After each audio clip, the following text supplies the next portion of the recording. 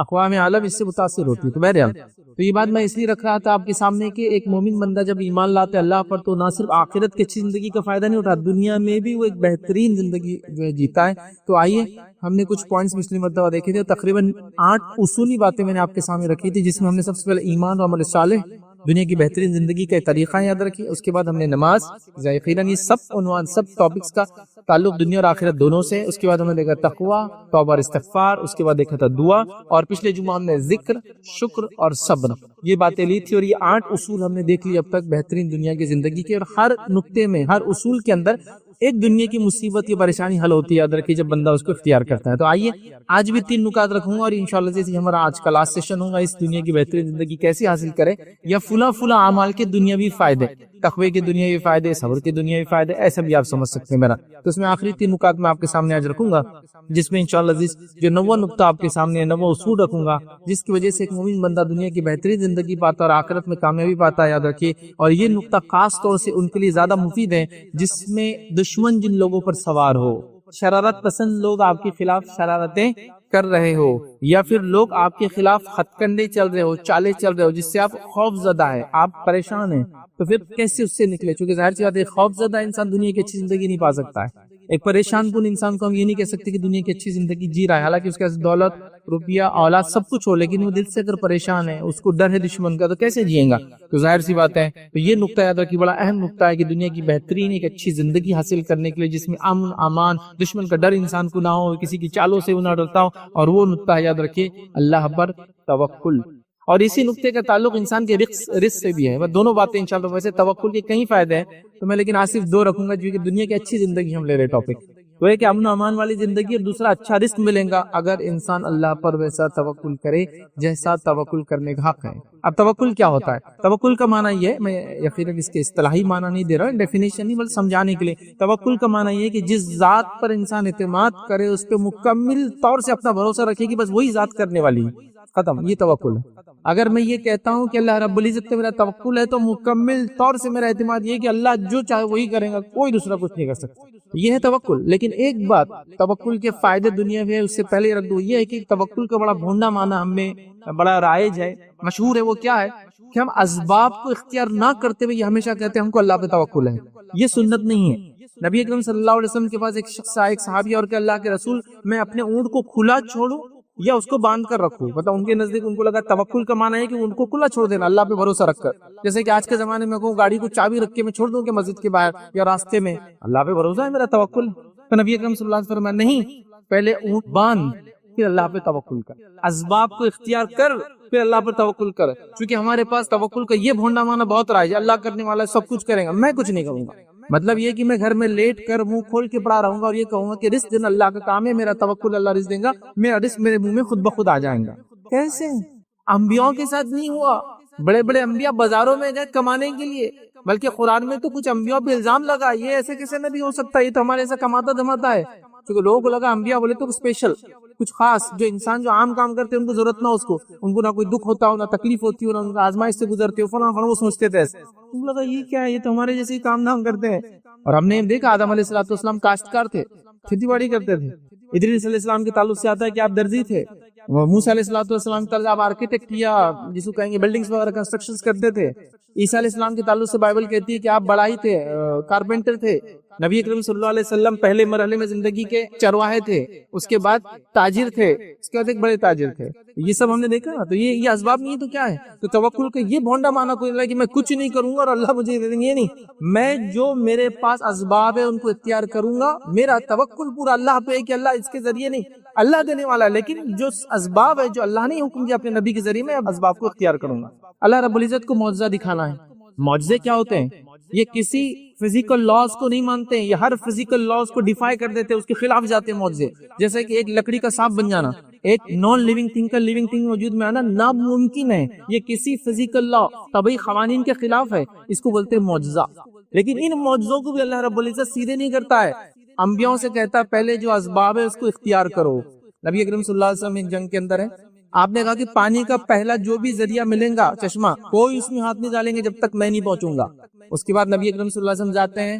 اپنی انگلی اندر رکھتے ہیں اور اس کے بعد سارے لوگ پانی پی لیتے، سب اسباب تھے، اتنا کر سکتے تھے۔ اللہ رب العزت قرآن فرماتا ہے کہ موسیٰ علیہ السلام کو حکم ہوا کہ وہ گزرنا ہے سمندر کے اندر سے، پیچھے سے فرعون آ گیا، اب بنی اسرائیل اللہ رحم کرے کوس رہے ہیں کہ کیا تھے وہاں اچھے تھے، یہ تو اب تو ختم ہی ہو گئے، پیچھے لشکر ہے، سامنے سمندر ہے۔ اللہ رب العزت کیا فرماتا ہے، اپنے عصا کو موسیٰ پانی پہ مارو۔ میرا یہ سوال ہے، پانی پہ عصا کیا، پانی پہ دنیا کا سب سے بڑا جھاڑ لے کے JCB سے بھی مارے تو پانی 2 حصوں میں تبدیل نہیں ہوتا ہے، لیکن یہ اسباب تھے جو موسیٰ اختیار کر سکتے، تو کہا موسیٰ پانی پہ اپنا عصا مارو تو سمندر 2 حصوں میں تبدیل ہوا۔ اللہ چاہتا تو کیا سمندر کو 2 حصوں میں تبدیل نہیں کر سکتا تھا؟ نہیں، لیکن اللہ نے کہا جو سبب تمہارے پاس ہے پہلے اختیار کرو، نتیجہ اللہ کے ہاتھ میں۔ تو توکل کا یہ معنی کوئی نہ لے میں کچھ نہیں کروں گا اللہ دینے والا، یہ معنی ہے ہی نہیں، کسی نے نہیں لیا یہ معنی، انبیاء نے بھی یہ معنی نہیں لیا، تو لہٰذا یہ بڑا بھونڈا معنی ہے۔ اس کے نتیجے میں پھر کیا ہو رہا ہے، دشمن سے کون بچائیں گا، اللہ پہ توکل۔ ارے ہاں اچھی بات ہے، کوشش کر رہا نا میں دعا، دشمن کے ہتھیار میں کیڑے پڑ جائیں، ہتھیار میں کیڑے پڑتے نہیں، پاگل بات ہے۔ یہ چل رہا ہے توکل ہمارے پاس، یہ معنی نہیں تھا نبی اکرم صلی اللہ علیہ وسلم کی زندگی اس کی الٹ ہے، پوری یاد رکھیں۔ بہرحال خیر ابھی موقع نہیں کہ پورا توکل پہ ہم ڈسکشن کریں، تو بہرحال جس ذات پہ میں نے توکل کا یقین کیا ہے بس اس پر مکمل یقین رکھوں گا اور اس کے لیے اسباب اختیار کروں گا، جو کچھ ہے نتیجہ اللہ دیں گا، اثر اللہ دیں گا، اسباب میں بیماروں دوا لوں گا، دوا شفا نہیں دیتی ہے لیکن شفا اللہ دیتا ہے، لیکن اسباب اختیار کروں گا، اللہ کے رسول نے دوا لی ہے، اختیار تو کروں گا، لیکن توکل یہ ہے کہ اللہ ہی اس میں وہ کرتا ہے، اور نہ کوئی چیز کے اندر کوئی صلاحیت نہیں کہ وہ کچھ فائدہ ہے نقصان آپ کو دے سکے۔ بہرحال ٹھیک ہے، آئیے اللہ رب العزت قرآن میں کیا فرماتا ہے، سورہ توبہ سورہ نمبر 9 آیت نمبر 51 اللہ فرماتا اور کہتا ہے قُل لَن يُصِيبَنَا إِلَّا مَا كَتَبَ اللَّهُ لَنَا هُوَ مَوْلَانَا وَعَلَى اللَّهِ فَلْيَتَوَكَّلِ الْمُؤْمِنُونَ۔ اللہ فرماتا اور کہتا ہے آپ کہہ دیجئے کہ ہم پر کوئی مصیبت نہیں آ سکتی سوائے جو اللہ چاہے، کوئی مصیبت ہم پہ نہیں آ سکتی سوائے جو اللہ چاہے۔ پھر اللہ نے فرمایا اور کہا وہی ہمارا سرپرست ہے اور مومنوں کو اللہ ہی پر توکل کرنا چاہیے، وہ ہمارا مولا ہے، مددگار ہے، مصیبتوں سے نکالنے والا، اور مومنوں کو چاہیے کہ اللہ پر ہی وہ توکل کریں۔ تو دیکھیے ایک مصیبت کی بات ہو رہی ہے کہ ساری مصیبتیں اللہ کی طرف سے آتی ہے، تو فوراً کہا پھر اللہ پر انسان توکل کرے۔ تو اسی لیے میں نے کہا کہ کوئی تکلیف ہے، دشمن کا ڈر ہے، کوئی مصیبت ہے، تو ٹالنے کا طریقہ یہ کہ اللہ پر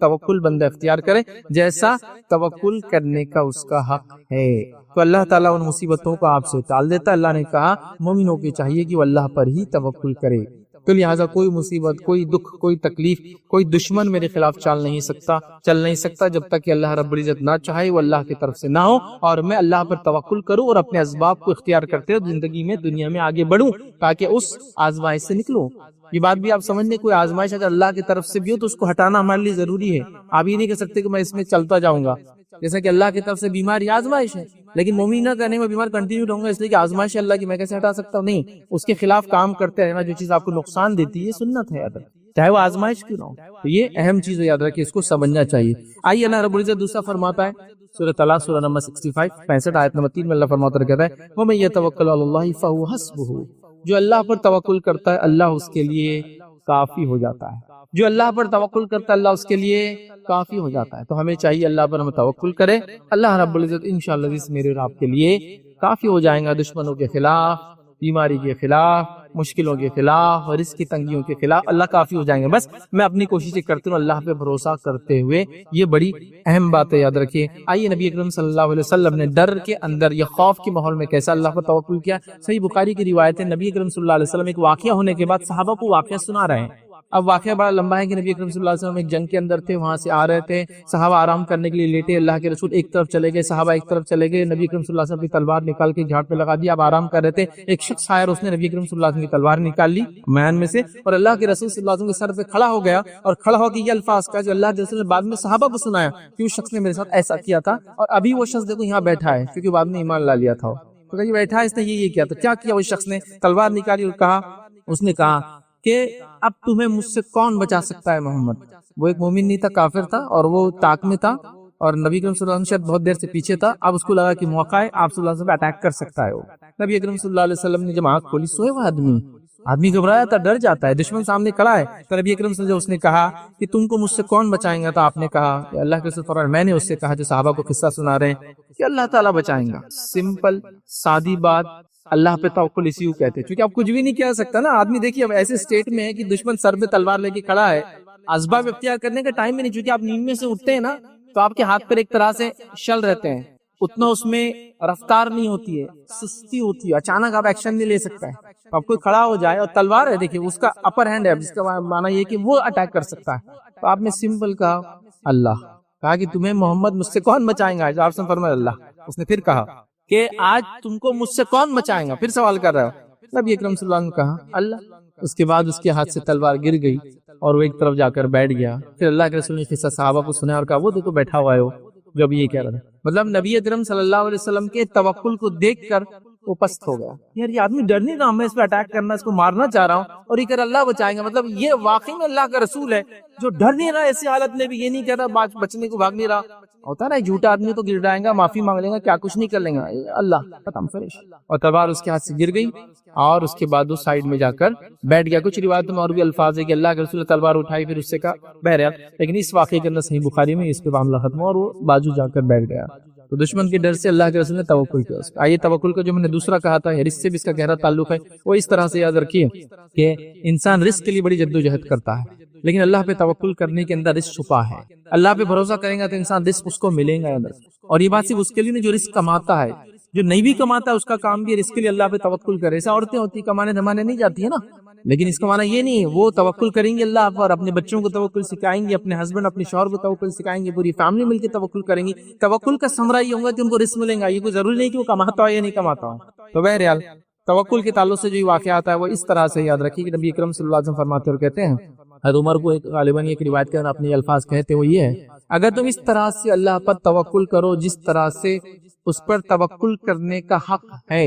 اگر تم اللہ پر ویسا بھروسہ کرو جیسا اس سے بھروسہ کرنے کا حق ہے، تو تم کو وہ ویسے ہی رزق دیں گا جیسے چڑیاؤں کو پرندوں کو رزق دیتا ہے، یہ خالی پیٹ اپنے گھونسلوں سے نکلتے ہیں اور بھر پیٹ سامنے گھونسلوں میں واپس آتے ہیں۔ اگر تم اللہ پر توکل کرو ویسا جیسے توکل کرنے کا حق ہے تو اللہ ویسے ہی تم کو روزی دیں گا جیسے پرندوں کو روزی دیتا ہے کہ وہ بھوکے پیٹ گھر سے نکلتے اور بھر پیٹ واپس آتے ہیں۔ اس حدیث کے اندر خود یہ بتا دیا گیا توکل کے اندر کوشش شامل ہے۔ پرندے گھونسلوں میں بیٹھ کر منہ کھول کر اللہ پہ توکل نہیں کرتے، گھونسلوں سے نکلتے ہیں اور بھر پیٹ آتے ہیں۔ لیکن حدیث کے اندر یہ آ گیا توکل میں کوشش شامل ہے، مطلب گھر سے نکلو، اللہ تعالیٰ کا ذمہ ہے تمہیں رزق دینے کا، اور جب تک اپنے رزق کا آخری نوالا۔ تو آج انشاءاللہ عزیز جو میرا ٹاپک ہوگا، جو میرا لیکچر کا عنوان ہوگا، وہ فجر کی نماز کے تعلق سے اس کی اہمیت یاد رکھیے اور اس کی فضائل کیا ہے۔ ویسے تو نماز جب لفظ آ گیا تو میں سمجھتا ہوں صلاح جس کو کہتے ہیں، یہ لفظ آ گیا تو یہ بات تو طے ہو گئی کہ یہ ایک فریضہ ہے، مطلب ہم لوگوں کو اس پر عمل کرنا ضروری ہے، یہ فرض یاد رکھیے۔ اور اس کے تعلق سے نماز، اس کی اہمیت کیا ہے، نماز کو چھوڑنے والا کون ہوتا ہے، نماز کو چھوڑنے والے کا انجام کیا ہوگا، میں سمجھتا ہوں یہ تمام چیزیں میں نے نماز کی اہمیت یہ ٹاپک کے اندر بہرحال رکھی تھی۔ آپ اس ٹاپک کو، اس مضمون کو، اس لیکچر کو دیکھ سکتے ہیں جس میں ہم نے تمام چیزیں دیکھی تھی کہ نماز کتنا اہم فریضہ ہے، اس کو ادا نہ کرنے والے کا شمار یاد رکھیے مشرکوں اور کافروں میں سے ہوتا ہے، یاد رکھیے اگر کوئی اس کو چھوڑ دے، اس کو ترک کر دے تو وہ کفر اختیار کر لیتا ہے۔ وہاں کے کئی فتاوی سے موجود ہے کہ جو توحید اور نماز پہ نہ رہا تو اس کی دیگر عبادتیں بھی قبول نہیں ہوتی۔ تو انسان گویا روزہ رکھتا رہا، حج کرتے رہا، زکات دیتے رہا، یہ عمل بھی قبول نہیں ہوگا، اور لکھتے جب تک کہ وہ توحید پہ نہ تھا اور نماز ادا نہیں کرتا تھا۔ تو یہ بات بہت سمجھنے کی یاد رکھیں ہم کو۔ تو لہٰذا میں اس نماز کی اہمیت اس پر بات نہیں کروں گا۔ آج نماز میں سے ایک اہم نماز، ویسے تو نماز ہی فریضہ ہے، ساری اہم ہے، لیکن اس میں سے ایک اہم نماز جس کا ذکر بار بار آیا ہے، اور ویسے تو دو نمازیں ایسی جس کے بارے میں بہت زیادہ تاکیدیں آئی ہے، بہت زیادہ اس کے بارے میں کہا گیا، ایک فجر ہے اور دوسرا جو ہے عصر ہے، یاد رکھیں۔ یہ دو ایسی نمازیں جن کے بارے میں تاکید آتی ہے، دو ٹھنڈی نمازیں پڑھنے والوں کی یہ فضیلت ہے، یہ اگر کر لے تو یہ فائدہ ہوگا، یہ دو نمازوں کا ادا نہ کرنے والے کا یہ انجام ہوگا، ایسا اس کو پڑھنے والے کے لیے جنت کی بشارت ہے، ان دو نمازوں کو چھوڑنے والے کے لیے جو ہے جہنم کی وعیدیں ہیں۔ تو یہ دو نمازیں بڑی اہم ہیں، لیکن اس کا ہرگز یہ معنی نہیں کہ یہ دو نمازیں انسان کو پڑھنا ہے، بلکہ یہ وہ نمازیں جس کے اندر عموماً یہ دیکھا جاتا ہے کہ لوگوں کی کمزوری تھی کہ وہ اس کو چھوڑ دیا کرتے تھے، اس لیے کہ عرب کے اگر علاقے میں آپ دیکھیں تو صبح ایک تو نیند کی وجہ سے، اور عصر کا ٹائم جو ہوتا تھا یاد رکھیے بس یہ دھوپ ختم ہوتی تھی اور دھوپ مطلب ٹھنڈک کی طرف جاتا تھا، تو اس وقت لوگ آرام کرتے تھے۔ عموماً ہمارے پاس اس سماج میں لوگ اس وقت جنرلی عام طور سے آرام نہیں کرتے، لیکن وہ آرام جس میں وہ نیند میں وہ نماز چلی جاتی تھی، یہ آرام کے اندر نماز چھوٹ جاتی ہے، تو اس کی خاص تاکید کی گئی، اس کے بارے میں خاص بتایا گیا، اس کی اہمیت خاص بتائی گئی، اس کی فضیلتیں بتائی گئی۔ اور یہ دو نمازیں میں سمجھتا ہوں اتنی اہم ہے جس کی کوئی انتہا نہیں۔ ابھی وقت نہیں ہے کہ ان تمام نمازوں کے بارے میں یا خاص طور سے ان دو نمازوں کے بارے میں رکھوں، لیکن یہ بات تو طے ہے وہ دو نمازیں جس وقت فرشتوں کی شفٹ چینج ہوتی ہے، جو فرشتے آ کے نام اعمال لکھتے ہیں ان کی شفٹ چینج ہوتی ہے، تو یہ دو وقت ہیں جس میں وہ چینج کرتے ہیں ڈیلی روٹین بیسس پر، ایک عصر ہے اور دوسرا فجر ہے، ویکلی بیسس پر جمعرات ہے اور پیر کا دن ہے جب فرشتوں کی شفٹ چینج ہوتی ہے، یاد رکھیں ٹھیک۔ تو لہٰذا یہ وہ دو وقت ہے جس میں فرشتے بدلتے ہیں، اور اس وقت اگر انسان نماز میں ہوتا ہے تو رب العزت کو رپورٹ کرتے ہیں کہ بندہ نماز میں ہے، اسی لیے نبی اکرم صلی اللہ علیہ وسلم نے نمازوں کی اہمیت بتائی۔ اسی طرح آپ صلی اللہ علیہ وسلم پیر اور جمعرات کا روزہ رکھا کرتے تاکہ جب نام اعمال ویکلی بیسس پہ جو دو ٹائم جاتے جائے تو روزے کی حالت میں رہے، ٹھیک ہے۔ تو لہٰذا فجر کی نماز یہ بڑی اہم نماز ہے، یاد رکھیں۔ اور فجر کی نماز کی اہمیت ہم کو اس لیے بھی سمجھنا ہے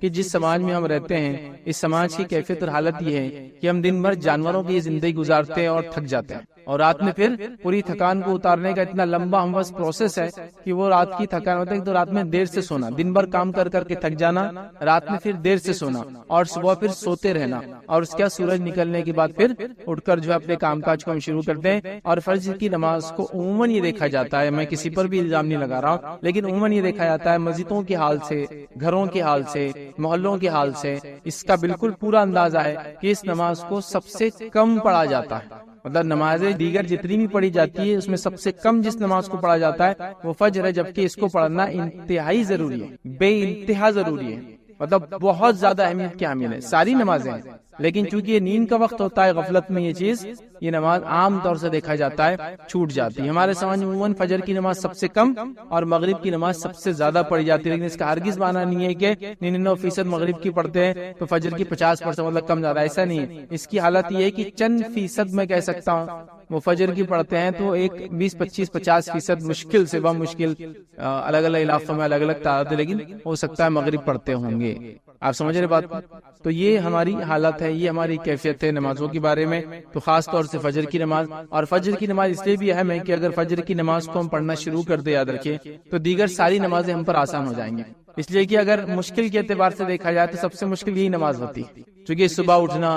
اور پھر پڑھنا، اور جس سسٹم میں ہم رہتے ہیں، جس طرح کے ہم کام کرتے ہیں، جس طرح کا سسٹم ہمارے پاس شادی بیاہ، راتوں میں جاگنے کا، پڑھائی کرنے کا دنیا میں بن چکا ہے، جس کے نتیجے میں ہوتا ہے کہ اس سب کا خمیازہ جس کو بھگتنا پڑتا ہے وہ ہمارے فرائض ہے، اور خاص طور سے اس میں فجر کی نماز کو اس کا خمیازہ بھگتنا پڑتا ہے، یاد رکھیے۔ تو ہمارے معاشرے کے اندر یاد رکھیے اس نماز کو بہت کم پڑھا جاتا ہے، یہ نماز بڑی اہم ہے، میں کہوں گا اس کا ہم اہتمام کریں، اس کو ہم پڑھا کریں، یاد رکھیے، اس لیے کہ یہ ایک تو فریضہ ہے، اور اس کے بعد یہ ایک ایسا فریضہ ہے اور ایسے وقت میں اس کو ادا کیا جاتا ہے، جو اس کا پابند ہو جاتا ہے، جو اس کا عادی ہو جاتا ہے، اس کے لیے باقی چیزیں، باقی عبادتیں کرنا، باقی نمازیں ادا کرنا بہت آسان ہو جاتا ہے، یاد رکھیے اس بات کو آپ آزما کے دیکھ لیں کہ جس کے لیے فجر آسان ہوگی اس کے لیے دیگر نمازیں بھی آسان ہو جاتی ہے۔ اگر یہ مشکل ہو گئی تو پورا دن بھی مشکل ہے اور باقی نمازیں بڑی مشکل سے انسان ادا کر پاتا ہے، یاد رکھیے، کیونکہ یہ سب سے تکلیف دہ وقت ہوتا ہے انسان کے لیے، اٹھنا، نیند کو وہ کرنا، اور یہ بڑی اہم چیز ہے، یاد رکھیے۔ اور یہ بڑی اہم چیز ہے، لوگ بار بار جو ہے چیزیں سامنے لاتے ہیں، حالات امت مسلمہ پہ یوں گزر رہے ہیں، دیگر بہت ساری باتیں بہرحال کی جاتی ہے، حالات کے پیش نظر ہم کو یہ تیاری کرنا چاہیے، تعلیم اعتبار سے یہاں تک بڑھنا چاہیے، معاشی اعتبار سے اکنامیکلی یہاں تک ڈیولپمنٹ کرنا چاہیے، اسی طرح جو ہے سیاسی اعتبار سے پولیٹیکلی ہم کو یہاں تک پہنچنا چاہیے، اسی طرح اقتصادیات کے اعتبار سے ہم کو یہاں تک پہنچنا چاہیے تو ہم کامیاب ہو جائیں گے، اور پتہ نہیں دیگر کتنے اس میں چیزیں جس کے بارے میں جس کو وجہ بتائی جاتی ہے ہمارے زوال کی، اور ہم کو وہاں تک پہنچنے کے لیے یہ سب کام کرنا ہے، اور ہم کو حکومت کو، ہم کو قوموں کو، ہم کو زمانے کو یہ بتانا ہے کہ ہم قوم جاگی ہوئی قوم ہیں، ہم سوتے ہوئے لوگ نہیں ہیں، ہم لوگ اپنے حق کے لیے لڑ سکتے ہیں، ہم بھی فلاں ہیں، ہم بھی کسی زمانے میں یہاں کے حاکم تھے، اور یہ ساری باتیں ہیں۔ لیکن ان تمام چیزوں کے لیے جو بھی آپ سبب، جو بھی وجوہات بتاتے ہیں، میں نے ہمیشہ ہر بار یہ حل دینے کی کوشش کی، یاد رکھیے کہ آپ تمام چیزوں کو ایک طرف جانے دیجیے۔ اگر خالی مسلمان توحید پر آ جائے، میں نے اس سے پہلے بھی کئی بار کہا آپ نے، لیکن لوگ بولتے نہیں یہ سب چیزیں چھوڑ کر دوسری باتیں کرو، تھوڑے جوشیلے تو مزہ آئیں گا۔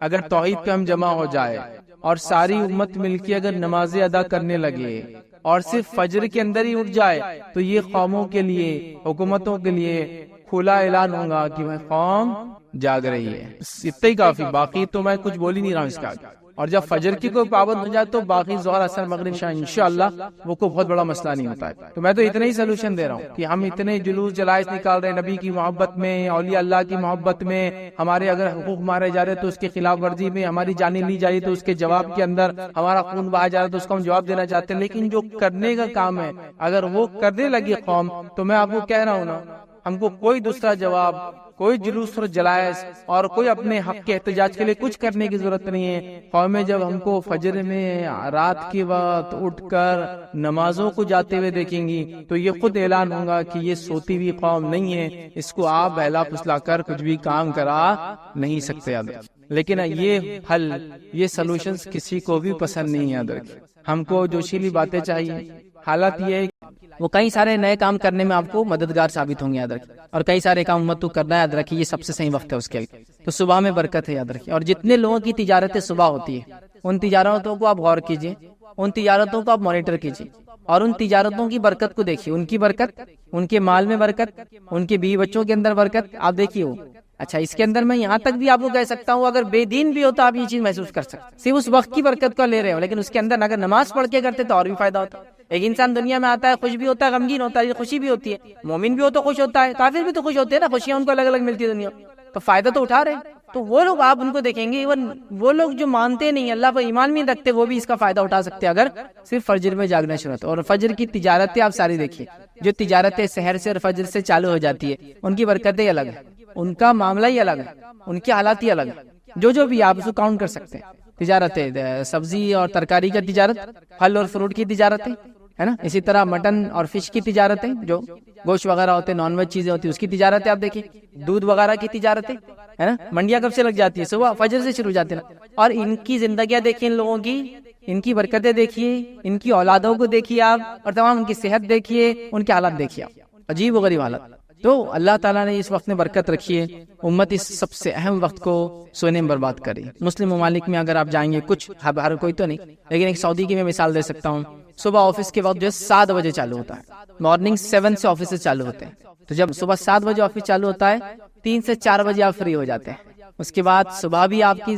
برکت والا وقت تھا، آپ نے اس کو حلال روزی میں ڈالا۔ اس کے شام میں آنے کے بعد ریکریشنل ایکٹیویٹیز، بچوں کے ساتھ رہنا، کھیلنا کودنا، گارڈننگ، گھومنا پھرنا، اس سب کے لیے آپ کے پاس مغرب تک وقت ہے، عشاء تک وقت ہے، اور اس کے بعد آپ جلدی آپ سو جائے، پھر آپ فجر میں اٹھ جائے، تو آپ زندگی میں دیکھیں گے برکت ہے، پیسے میں آپ دیکھیں گے برکت ہے، اولاد میں آپ دیکھیں گے برکت ہے، اولاد میں برکت ہے۔ جب وہ لوگ وہاں کے ماحول سے نکل کے ہندوستان چھٹی میں آتے ہیں تو بولتے ہیں یار یہاں کی نحوست تو برداشت ہی نہیں ہو رہی، لیکن کچھ دن بعد پھر وہی حال ہوتا ہے، خربوزے کو دیکھ کے خربوزہ رنگ بدل لیتا، پھر یہ بھی سوتے پڑا، مطلب لاشیں پھر بچھی ہوئی صبح کے وقت سب پڑے مردار کی حالت، لیکن وہ محسوس کر سکتے ہیں وہ زندگی، اس کی چہل پہل، اس کے فائدے۔ تو یہ دیکھیے آپ اس چیز کو، آپ کیس مثالیں ہیں۔ بہرحال دوسرا ہم دیکھتے ہیں اللہ کے پاس فرشتوں کی گواہی یاد رکھیں، صحیح مسلم کی روایت ہے، ابو ہریرہ رضی اللہ عنہ اس کے راوی فرماتے ہیں، نبی اکرم صلی اللہ علیہ وسلم نے فرمایا تمہارے پاس رات کے فرشتے اور دن کے فرشتے آگے پیچھے آتے رہتے ہیں، یعنی حفاظت کے لیے آتے ہیں اور جو بھی ریکارڈ کیپنگ کے لیے آتے رہتے ہیں، اور نماز فجر اور نماز عصر میں جمع ہو جاتے ہیں، مطلب دونوں آ کے شفٹ چینج کرتے جمع ہو جاتے ہیں، پھر چڑھ جاتے ہیں۔ وہ فرشتے جو رات کو تمہارے پاس تھے، تو جو رات میں تمہارے پاس تھے اوپر کی طرف چڑھ جاتے فجر میں، یاد رکھیں، اور اللہ ان سے پوچھتا ہے، حالانکہ اس کو خوب معلوم ہے کہ کیا ہوا ہے، تم نے میرے بندوں کو کس حال میں پایا، مطلب وہ کیسے تھے، تو وہ عرض کرتے ہیں اللہ جب ہم نے ان کو چھوڑا تو جب یہ نماز پڑھ رہے تھے، یعنی صبح کی نماز پڑھ رہے تھے، اور جب ان کے پاس گئے تھے تو نماز پڑھ رہے تھے، مطلب فرشتے عصر میں آئے تھے، فجر میں گئے، تو بولتے ہیں جب ہم آئے تھے تب بھی وہ نماز میں تھا، اور جب ہم چھوڑ کر گئے تب بھی نماز میں تھا، کیونکہ عصر میں آتے ہیں، ٹھیک ہے، اور فجر میں چلے جاتے، تو فجر میں نئے آتے جو عصر تک رہتے ہیں، تو جو آنے والے کیا بولتے ہیں جب ہم آئے تھے تو جب یہ نماز پڑھ رہا تھا، اور جب ہم گئے تب بھی نماز ہی پڑھ رہا تھا، حالانکہ اللہ کو یہ چیز معلوم ہے۔ تو فجر عصر کی نماز کی دیکھیے اہمیت اس روایت سے پتہ چلتی ہے، فرشتوں کی گواہی کا وقت ہوتا ہے، اللہ کے پاس ہمارے اعمال لے جاتے ہیں، ہم نماز کی حالت میں ہو تو کتنا فائدہ یاد رکھیں۔ اسی طرح ہم دیکھتے ہیں روز قیامت کامل نور کا وعدہ ہے ان لوگوں کے لیے جو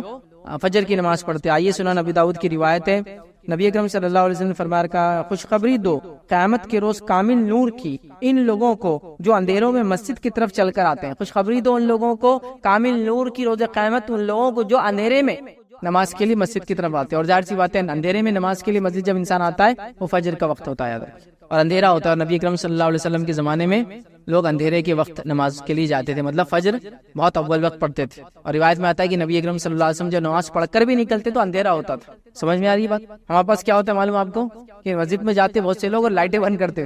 پھر نبی اکرم صلی اللہ علیہ وسلم نماز اندھیرے میں پڑھتے تھے، پھر تو تم دن میں 12 بجے اٹھ کے لائٹیں بند کر کے اندھیرے نماز پڑھ لو۔ اس کا معنی کیا ہے؟ اس کا معنی یہ ہے کہ اس زمانے میں لائٹیں وغیرہ نہیں ہوتی تھی اول وقت میں، تو ہم تو وقت سب سے آخر اختیار کرتے فجر کے لیے، لیکن لائٹ بند کر کے سنت پہ عمل کرنے کا پلان پورا رہتا ہے کہ اندھیرے میں فجر کی نماز ہو رہی۔ کئی وقت دیکھا میں نے کہ فجر کا وقت ختم ہو رہا 15 منٹ بعد، اس سے 15 منٹ یا 10 منٹ پہلے جماعت ہوتی ہے، روشنی اندر آتی ہے تو بولتے لائٹیں بند کر دو، لائٹیں بند کر کے بولے اندھیرے میں نماز پڑھنا، یہ معنی نہیں ہے اس کا کسی بھی حال میں، ٹھیک ہے. بہرحال اسی طرح ہم دیکھتے ہیں روز قیامت کامل نور کا وعدہ. اسی طرح فجر کی نماز جو ہے منافقوں پر بھاری ہوتی ہے. یاد رکھیے. آئیے نبی اکرم صلی اللہ علیہ وسلم نے کیا فرمایا. اور ابی بن کعب رضی اللہ عنہ جو اس کے راوی کہتے ہیں, مسند احمد کی روایت ہے, نبی اکرم صلی اللہ علیہ وسلم نے صبح کی نماز پڑھائی اور پھر ہم سے پوچھا فلاں آدمی حاضر ہو, مطلب فلاں آدمی کو بھیجو. لوگوں نے کہا وہ نہیں ہے. پھر آپ نے فرمایا فلاں آدمی کو حاضر کرو میرے پاس. لوگوں نے فرمایا وہ بھی نہیں ہے, بھی مطلب مسجد پہ نہیں موجود تھا فجر کے بعد. پھر آپ صلی اللہ علیہ وسلم فرمایا فلاں آدمی کو میرے پاس بھیجو. لوگوں نے کہا اللہ کے رسول صلی اللہ علیہ وسلم وہ بھی موجود نہیں ہے. نبی اکرم صلی اللہ علیہ وسلم فرمایا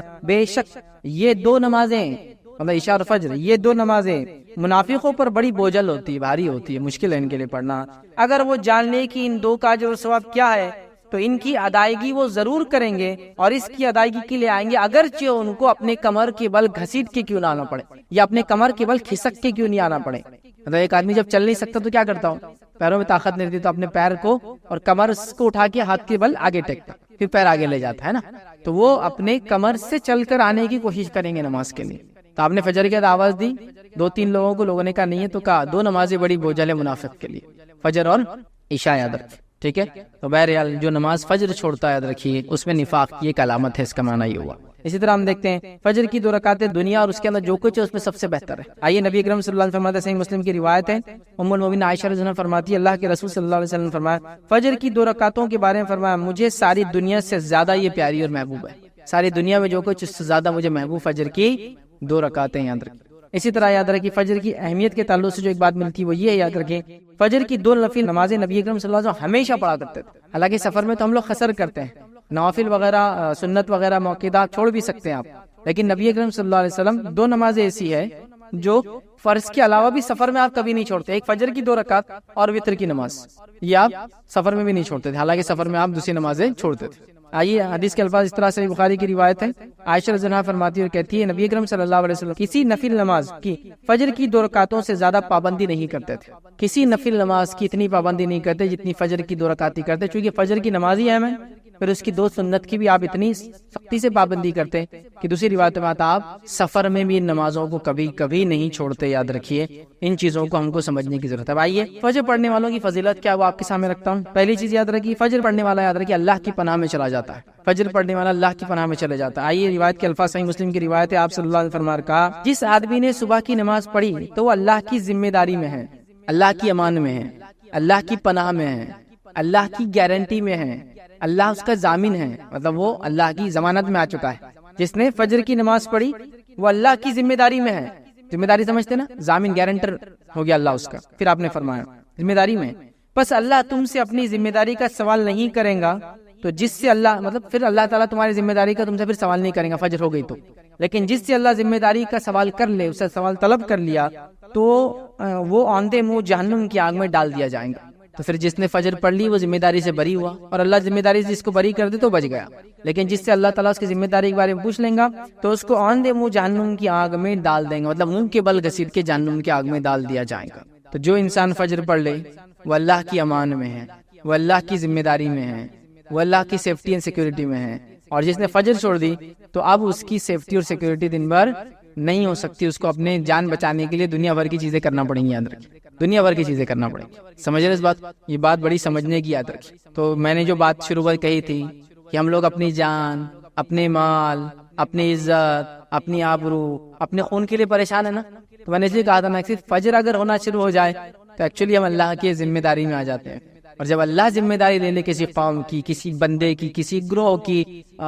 کسی جماعت کی, پھر کون اس کو ہاتھ لگا سکتا بتائیے, کون اس کو ہاتھ لگا سکتا. اور یہ شام تک پناہ میں اللہ کی, رات تک اللہ کی پناہ میں, پھر صبح فجر اس نے پڑھ لی, پھر اللہ کی پناہ میں چلا گیا, اللہ کی ذمہ داری میں چلا گیا. آئیے دوسری یاد رکھیے اس کی فضیلت کیا ہے. فجر جماعت سے پڑھنے والا قیام اللیل کا ثواب پاتا ہے. حدیث کے الفاظ صحیح مسلم کے اس طرح سے